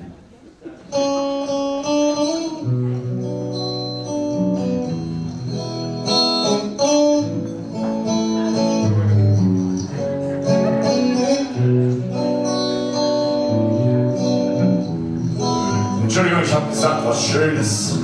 Was soll das sein? Das ist Trennungsmusik. Ja, Trennungsmusik. Wir werden uns jetzt bald trennen voneinander. Ja, Herr Kapellmeister, spielen Sie doch mal was Klassisches. Mozart oder Beethoven, Heino oder wie den Blumenhändler. Ja, spielen Sie doch den Blumenhändler. Sie kennen den Blumenhändler nicht. Ich kenne den Strauß. Ach ja, den meine ich ja. Du meinst den Strauß? Ja. Ja, okay. Bitte sehr. Ja, bitte sehr.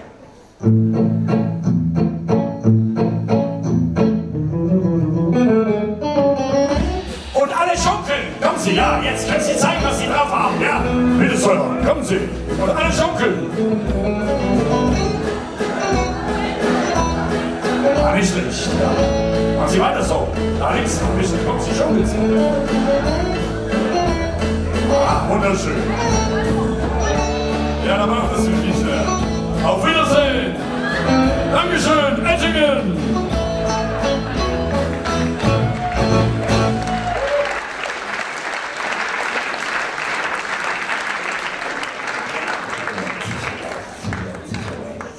Jetzt kann ich machen, was ich will. Jetzt kann ich spielen, was ich will.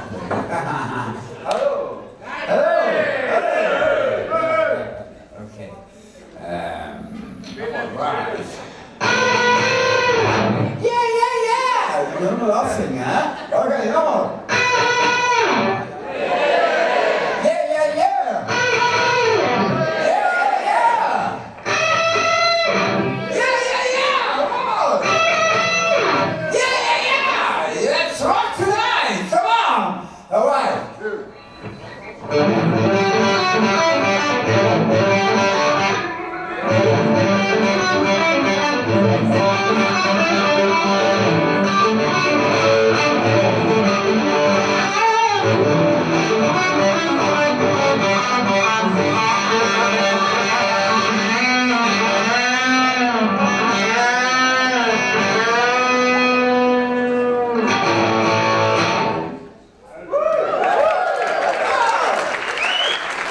Let's shake your hands, come on!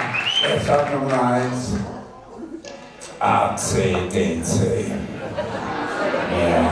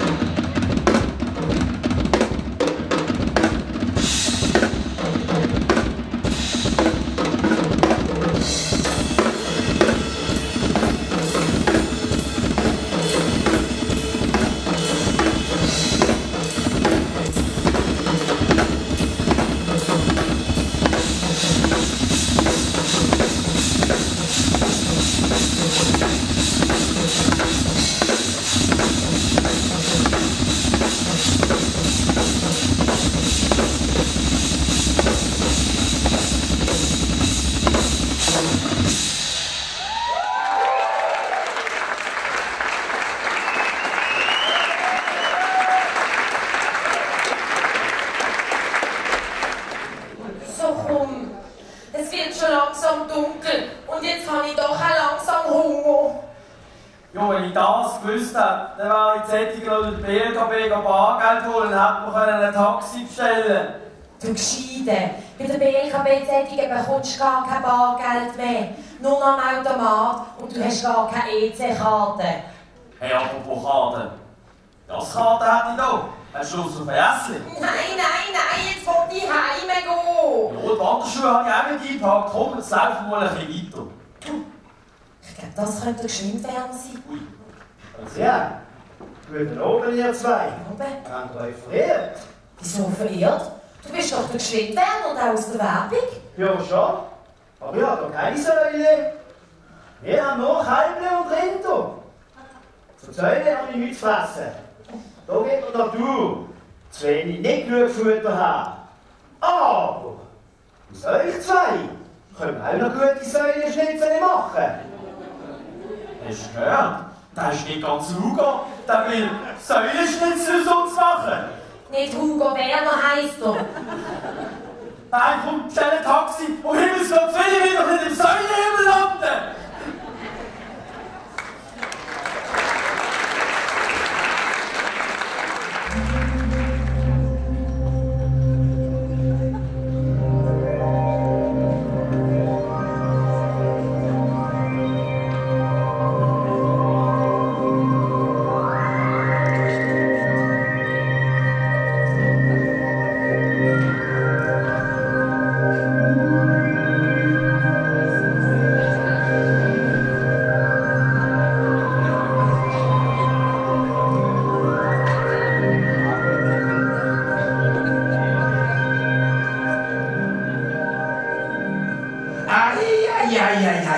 Wo bin ich jetzt denn da wieder gelandet? Ja, mein Name ist Läpplet, Herr Viel. Sie wissen ja noch, das Munitionsdepot in die Luft geflogen ist, wo ich als ehrbare Patriot machen durfte, hat es mich ausgelöscht. Ja, Sie, aber da oben im Himmel ist alles wunderbar. Es hat fast nur nette Menschen da. Es gibt keine Gletscher, die schmelzen, keine CO2-Abgaben, kein Brexit von hinten bis vorne und schon gar keine kaputten SBB-Türen. Einzig, wenn man in den Himmel kommt, sollte man etwas in eine Kasse spenden. Zum Beispiel ins Büchläden, so steht das Fremde. Ja, das hat aber nicht so viel genutzt. Ja, ich hätte ja ehrlich gesagt auch nicht gespendet, gell? Es sind ja Lehrer und die haben ja schon 13 Wochen Ferien im Jahr. Ja, aber wissen Sie, im Himmel kann ich mitdenken. Gar nicht. Absolut nicht. Es ist sogar verboten, etwas mitzunehmen. Aber da wir Schweizer Vereinsfrieden sind, habe ich meinen Karabiner behalten. Ja, wir liefern ja auch keine Waffen ins Ausland und keine Munition. Also fast nicht. Aber in etwa 60 Ländern von bald 2 Milliarden Franken. Aber das ist schon nicht viel. Und vielleicht fliegt ja wieder einmal ein Munitionsdepot in die Luft. Aber Sie wissen ja, zuerst noch Betrachtungsstellung auf dem Boden, das ist vollkommen ruhig und die rechte Hüfte angelehnt. Die Spitze vom Kolben bildet mit der Fußspitze gerade die Linie und die Hand umfasst den Kolben so, dass die 4 Finger vorne durch und der Daumen hinten durchgehen. Wenn Schultergewehr passiert Folgendes. Ja, da ist doch der Leutnant Rübliger und der hat mich Gewehr umgehen. Ja, der ist Vagina, das ist... Oh, da umdrehen schon. Oh, Herr Heidmann, Herr Oberleutnant, Herr Leutnant. Es geht alles wie weiter runter mit. Ist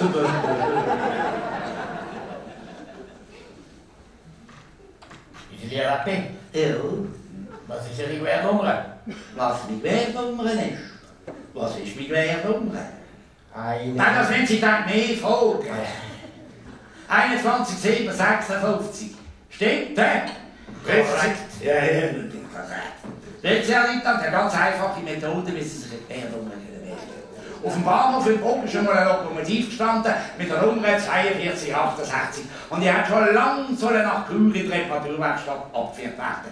Jetzt hat aber der Lokomotivführer mit einem schwarzes Gedächtnis auf der Nummer gehabt. Und das hat der Herr Stationsvorstand gewusst. Darum hat er an einem schönen Tag zu ihm gesagt, Kommen Sie mal da hin. Hallo, kommen Sie mal da hin. Wir wissen, dass Sie schwarzes Gedächtnis auf die Nummern haben. Das wissen wir.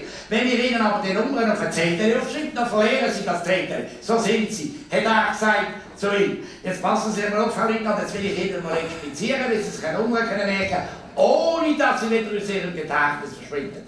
Die Nummer heisst also 4268. 10 unter 4, Nummer 2. 2 und 2 ist 4, weniger 2 ist 2. Haben wir also schon 4, 2. Jetzt, aufpassen, Herr Littner, das ist 3 mal 4, 8. Haben wir also schon die letzten 3. Haben wir also schon 4, 2. Jetzt aufpassen, es gibt den Rücken und morgen kommt 8. Haben wir also schon 4, 2, 8. Das werden wir also nur noch den Rücken ausfüllen. Wenn Sie sich jetzt gemerkt haben, Herr Littner, dass die erste Zahl ein 4 ist und die zweite 2, dann sind die einfach schön zusammenzählen und dann haben Sie 6. Haben wir schon noch 4, 2, 6, 8, 42, 68. Die Nummer von der Lokomotive von der Sackpferd werden. Das Multiplizieren ist sehr einfach, Herr Littner. Sie merken sich die Zahl 42. 2 mal 42 ist 84. Haben wir also schon 42, 84. Sie haben 12 Monate. Ziehen Sie 12 und 84 ab, haben Sie 72. Ziehen Sie nochmal 12 ab, haben Sie 60. Also die 6 über das 0 hinten streichen. Haben wir also schon 42, 6, 84. Wenn wir jetzt schon beim Streichen sind, Herr Littner, streichen wir hinten das 4 gerade ab. Und schon haben wir wieder 42, 68, die Nummer von der Lokomotive von der Sackpferd werden. Dividieren ist sehr einfach, Herr Littner. Sie nehmen die gewünschte Zahl von 165.000 und dividieren sie durch 12. Da haben Sie 13.750. Also ein sicheres Monatseinkommen vom neuen Besitzer von Büchläden.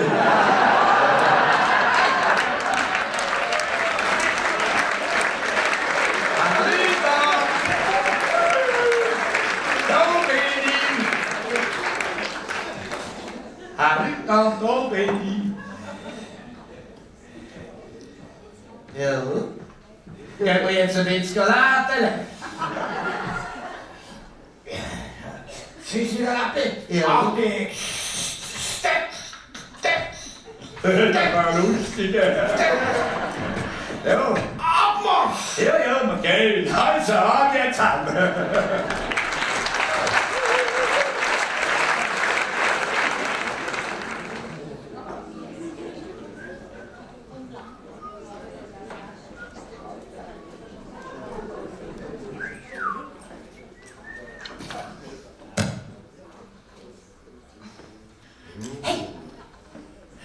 Hast du gehört? Was? Das Lädeli gibt es nicht mehr, der Stadelmann. Ja, das Lädeli? Ja. Hey, dabei ist doch das denen so gut gelaufen. Eine richtige Ritterfamilie. Er hat den Springkurs gemacht, sie den Dressurkurs, die Mutter dann den Fahrkurs und der Vater den Konkurs. Weißt du, sie sind halt nicht mit der Zeit gegangen. Ja. Das Buchlädchen macht auch zu. Nein. Wieso ist denn ein Buch gestohlen worden? Heutzutage liest doch keiner mehr Bücher. Es sind alles Influencer auf Instagram. Ah ja? Ja, ich bin auch impotent und lebe monogam.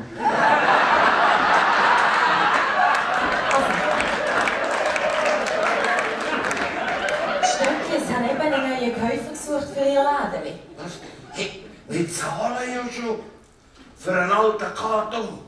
Und der Veloladen, er hat dort die Luft draussen.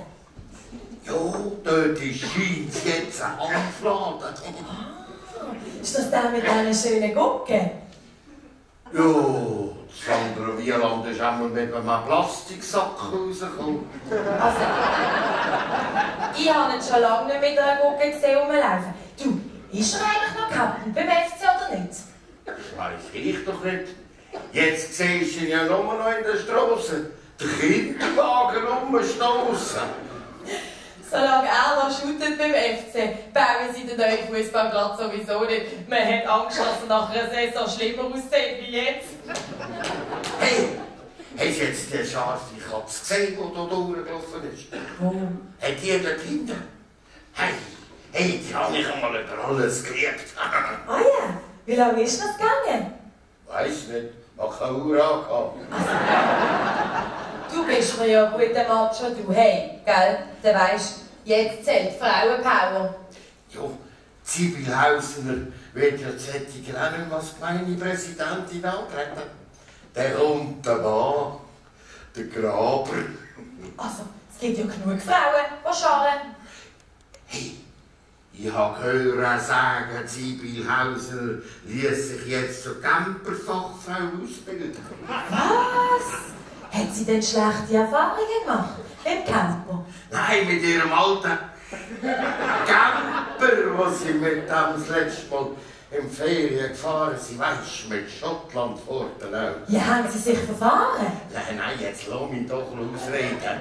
Als sie mit dem Camper nach Schottland heim fahren. Sind sie zu Basel am Tattoo gelandet? Hey, jetzt hört Ihnen, jetzt los mir doch einfach einmal zu. Nein, was sie mit dem Camper auf Schottland heim fahren. Da sagt's Navi, bitte wenden. Nein, jetzt kommt es so mal. Nein, jetzt los mir doch zu, was sie mit dem Camper auf Schottland fahren.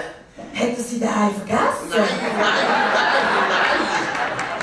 Nein, was ich auf Schottland wollte campen. Hat er schon eine Whisky-Fahne gehabt? Nein, jetzt Gottfried, stopp's noch einmal. Nein, jetzt los mir doch endlich zu, was ich schottisch heim gehen.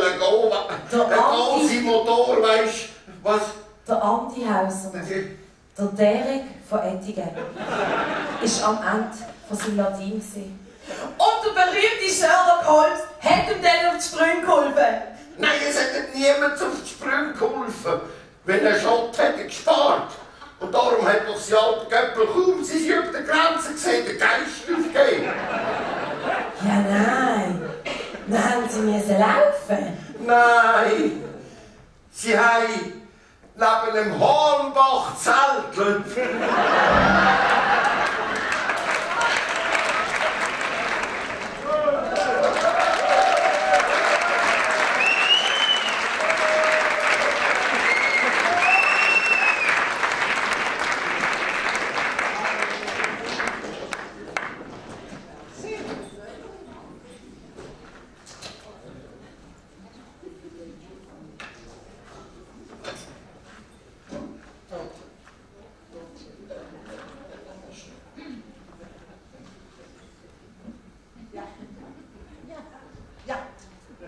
Ich bin der Dr. FMH und das ist die Schwester Gundula. Ich komme von Darwil, das liegt im Basel-Land. Ja, dort fangen sie die Viren noch von Hand.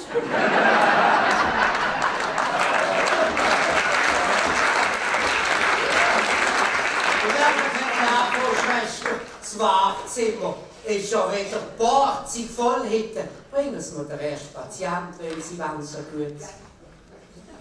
Ja. Ah, ja. Sieh. Ich bin mit der Greta Thunberg am WEF kämpfen. Ja. Und dann hat sie über das Verschwenden von Ressourcen angefangen.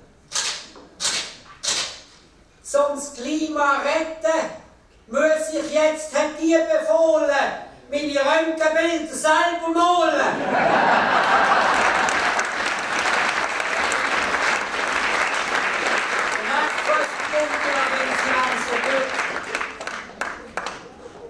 Ah, ja.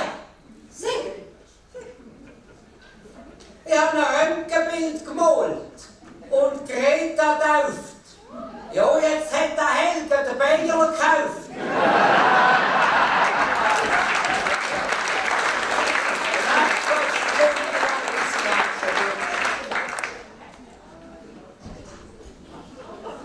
Ah, ja. Sieh. Sie Hochschel twittert der Trump, das sei das Beste. Vorsichtshalber habe ich da am Ratten testen. Das Resultat ist da. Ich glaube, man sollte uns sagen, der Ratte hat so aufs Hirn geschlagen.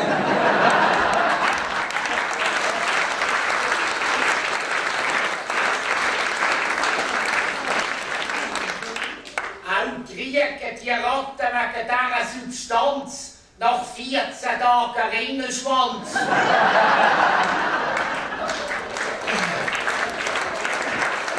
Nächste Stunde, wenn Sie langsam gut sind.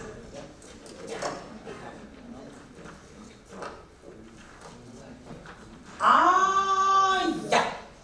Sieh. Hat's einen Nettiger da drinnen? Der gesund ist und kann laufen. Ja, dann würde ich eine Nieren abkaufen. Das Geld kann er mit beiden Händen in Ettigen dem Buchladen spenden.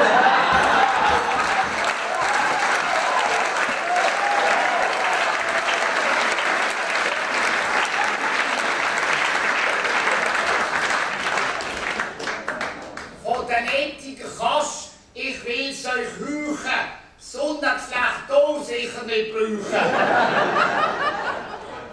Machen Sie weiter, Schwester. Die kennen Sonnenflecht hier nicht.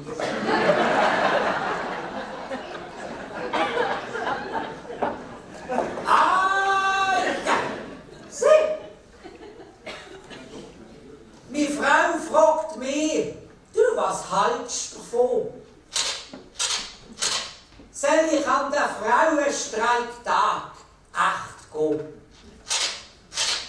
Komm, oben, Schatz, rief ich vom Stubentisch. Schau einfach, dass der vorgekocht ist.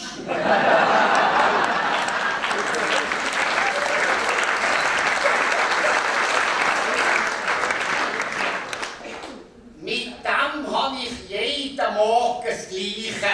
Zum 9 Uhr muss im Schnittli streichen.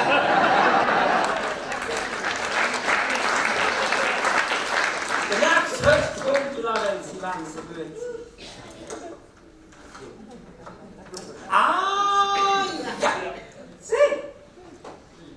Ich habe den Urin vom Wäppli destilliert. Zum Beweisen, dass der Drogen konsumiert.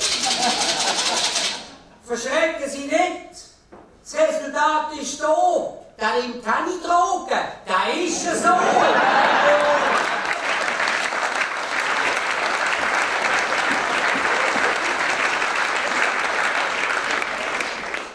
So dumm wie der tut, dann merkst du es gleich. Das muss sicher ein Gärwiller sein.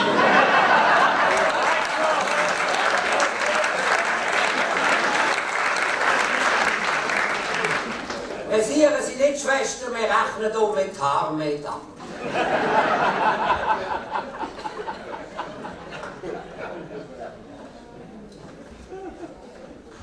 Ah, ja. Sieh.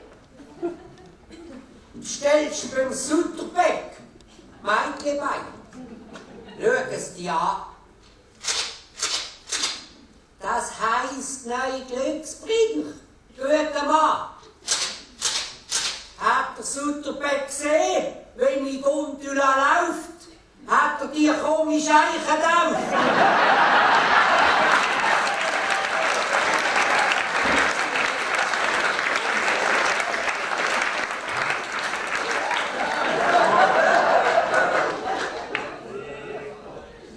Zum Thema Bein sag ich nur Schnurz. Lieber ein bisschen krumm als zu kurz.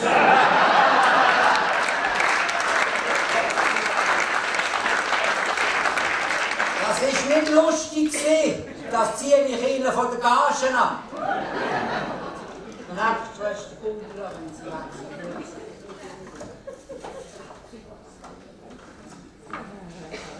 Ah, ja. Sieh. Im Zürcher Unispital bist ein Fuchs. Eine schlafende Patientin ins linke Bein. Man ist doch kein Zürcher. Der Fuchs ist naiv. Jetzt liegt er auf der Intensiv.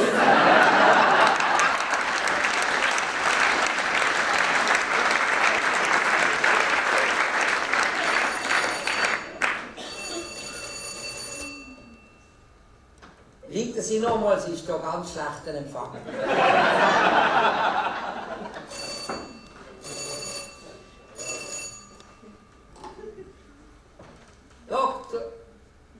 Dr. FMH. Ein Notfall. Erste sagen. Ja, ich komme sofort vorbei mit meinem Krankenwagen. Der Ambros ist mit seinem Velo in einen Kreisel gefahren vor einer Stunde. Jetzt weiss er nicht, wie er rauskommt.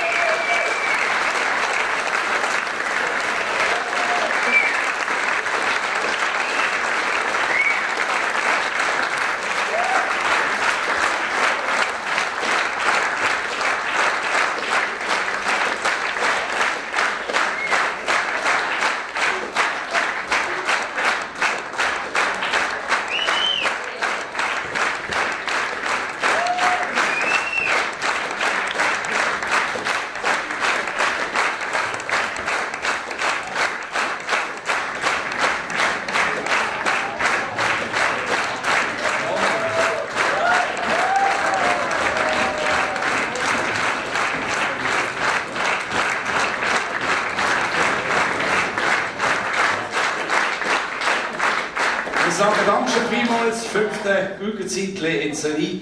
Und wir sind wirklich stolz, wenn wir am Anfang ab Band gesagt haben, dass ihr so zahlreich erschienen sind. Jetzt möchten wir aber gerade alle vorstellen, die ringsum, also mindestens einmal auf der Bühne beteiligt sind. Schilbi, soll ich mal anfangen, oder willst du? Ja, ich nicht so gut in Bern. Ja, du kennst ihn nicht alle, gell? So ist es, gell? Also fangen wir doch mit den Tierfliegern an. An der Leadgitarre Raffi Neubauer.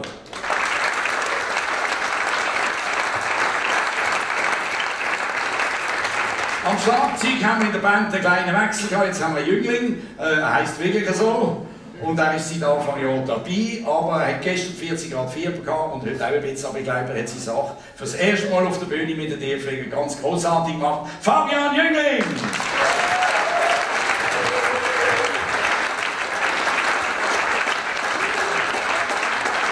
Jetzt ist er noch am Pult, er macht auch noch Technik und spielt Klavier, macht Einspielungen und alles. Wie ist der brutal strenge Job, Camille Gussin, der Vicky Apple.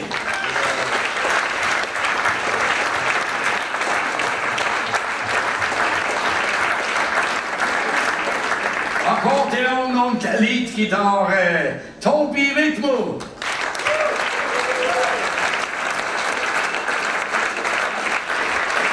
Und zwischen ihnen kann man jetzt heute ganz bestimmt, gestern haben wir es nämlich vergessen, im Service und der Küche einen ganz dicken Applaus.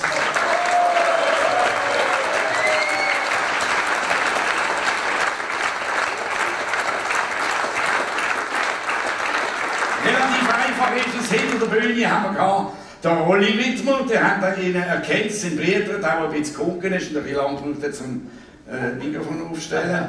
Und ein neuer Schauspieler, ebenfalls ein bisschen missbraucht worden, er hat auch alles aufstellen, abräumen. Der Tannenbaum ist das grösste Hindernis, das sie hatten. Der Herr Schwind, der René Wittmer.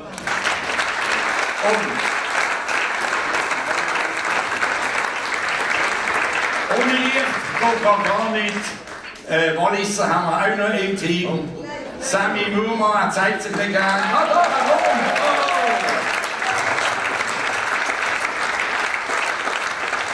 Und unsere Coiffeuse und, wie sagen wir dann, nicht schminken, doch, das sagen wir. Makia, ich habe es gewusst, jetzt etwas kompliziert.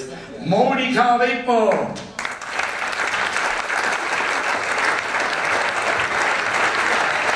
Inspizient, Kassier und Souffleur. Aber er hat das Souffleur wahrscheinlich mehr mit Souffleur verwechselt. Aber er hat doch im entscheidenden Moment die Stichwörter reingeworfen, die es braucht. Wir haben sie zwar nicht so verstanden. Marc Hügi!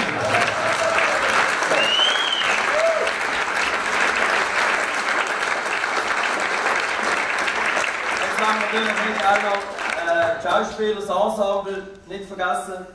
Fangen wir an mit dem... Mit der Dame schon? Nein, die Jüngsten kommen immer zuletzt.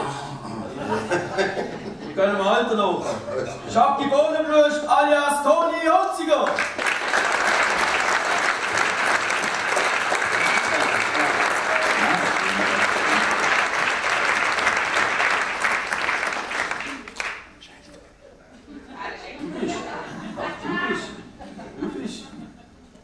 Die Flieger, geschrieben, alles gemacht, der Wappi.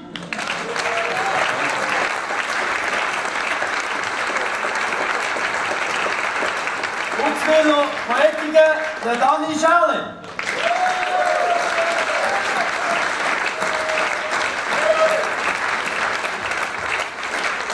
Säulenschwester Sandra Gaspar.